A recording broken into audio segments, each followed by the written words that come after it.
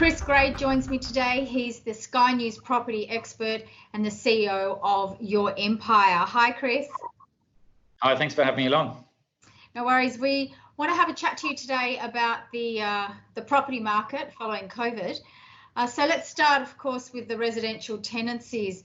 Is it absolute carnage out there, or what are you finding?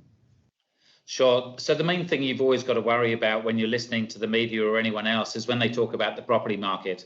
So even just in somewhere like Bondi Beach, there's potentially 10 or 20 different markets within that, whether it's kind of houses, units, expensive, cheap, high rises, main road, not main road. And then you've got things like, well, if it's self-managed or managed by a professional, how well decorated it is. So you could be in a suburb with 10% vacancy, but you could have 10 properties and they're all 100% occupied and the rent's coming in. So just as a general rule, it's not too bad. If you're in a lot of people will be in the blue chip suburbs, and that's generally fine. A lot of people have still got their jobs.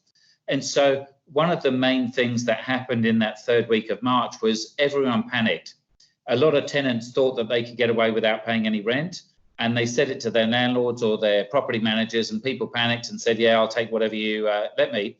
Whereas what I found with mine is with a proper property manager, they go back and say, right, okay, what's your position post-COVID? What's it pre-COVID? Let's look at the difference. Right, let's trial something for the next month. We'll give you a temporary reprieve rather than a permanent loss, and then see what government incentives you're getting. So out of the 14 properties I've got, I've dropped $100 a week on one of them, and that's temporary to a couple of Qantas pilots. So I think a lot of it, there is going to be some trouble out there, but I think a lot of properties are going to be fine. Okay. So in terms of particular suburbs, do you see any suburbs that are really going to take a hit?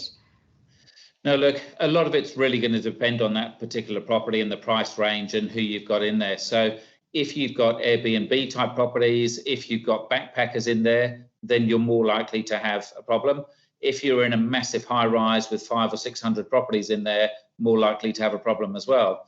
Whereas if you're in the boutique properties, you've got a typical, I guess, 25 to 35-year-old lawyer, accountant, banker, office worker type person, chances are there's going to be no issue at all. So it really depends on the demographic that you've got in there. And that all comes back to 5 or 10 years ago when you bought your investment property as to whether you've got problems. So I've always been of the thought process over the last 30 years is buy quality, you get quality tenants, have a quality property manager, and generally you don't have too many problems. Sound advice. So in terms of residential sales, there's a few differing opinions around this. So what's your view on the market moving forward? And again, the same thing is it all depends what market you're in. It's not the Sydney market or the Melbourne or Victoria, it's specific markets within markets. So again, is if you're around the median property price, so roughly around $1 million, give or take 20%, generally in a lot of those blue chip suburbs, there's 3-story height limits, which means whether we're in a boom or a GFC, there's always a lack of stock. There's always buyers that are cashed up. We've got some very, very wealthy buyers that are heavily buying now. People have always got money in some parts of the market. But again, is if you're in areas where there's high supply of properties, or maybe you're in very expensive properties, we had a number of clients pull out of their search that they're after a $5 million property in the mid-March, but suddenly they're in banking. Do they really want to commit to a $4 or $5 million mortgage in the middle of COVID, which they haven't seen before? So that's a completely different story to maybe someone buying at 1 or 2 million. They know they're buying the property for the next 20 or 30 years. They think they're secure. Then it's the perfect opportunity, because in February, a lot of properties were selling for 5 or 10% over normal price, over valuation. And then what we're seeing now is property prices are maybe 5 or 10% less. So that could be a swing of 10 or 20%. Now, it doesn't mean that the market's permanently dropped 10 or 20%. It's just a temporary window as we see it.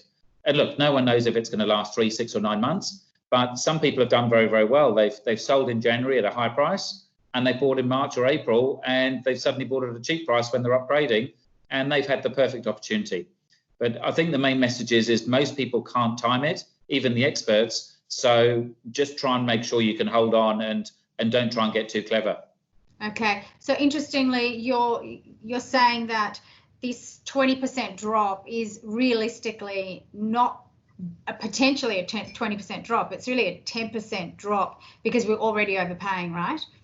Yeah, so as buyers agents, we always buy based on a bank valuation, which is very, very conservative.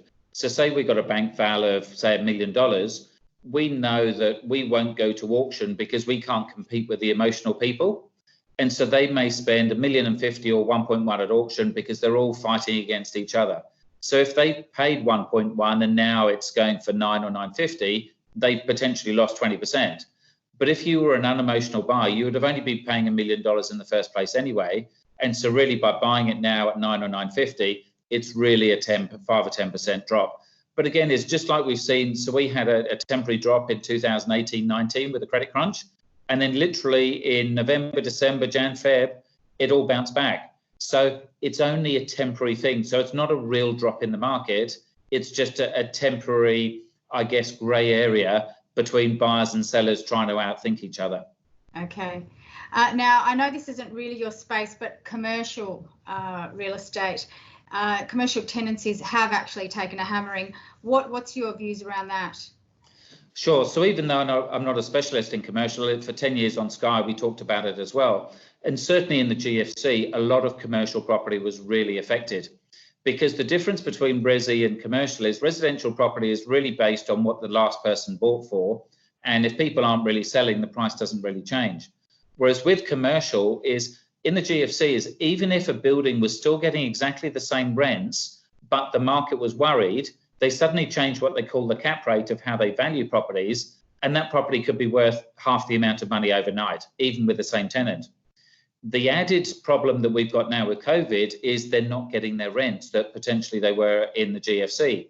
So a lot of people are saying, I'm refusing to pay the rent, or I'm only going to pay half, or I can only pay based on, I guess, how many staff I've got in, or if my restaurant's open. And so a lot of people don't know. And all of that unknown will cause a panic sell or a panic devaluation on the properties. The government and the banks are really supportive of residential because it's the voters, it's the everyday people. And so the government and the banks have got a real reason to support residential and keep the prices up. Otherwise, it will collapse the banks. With commercial, they haven't got as much, I guess, influence over that, or they don't care as much because it's business. And as we're seeing with companies like Virgin, they're not necessarily going to bail one company out because they've got to bail everyone out. Okay. Any final words for any potential purchasers out there, Chris? Sure. The main thing is whether you're a buyer or seller, don't panic. A lot of the stress of the market has come out even in the first month. We're kind of 2 months in now, and it's getting a lot more relaxed. People aren't panicking as much. So don't make those quick decisions. But again, if you're a buyer, if you can save 5, 10 or 15% off the property price, even if you didn't get any rent in or you only got half your rent for the next 12 months, as long as you can cash flow that, it can be a great opportunity to get into the market.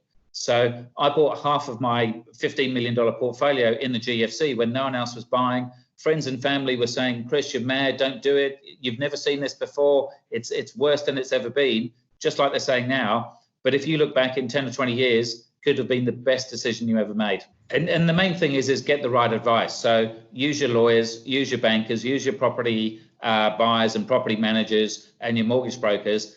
Get the advice from all of your experts, and then you make the decision after that. Thanks for your time today. Thanks a lot.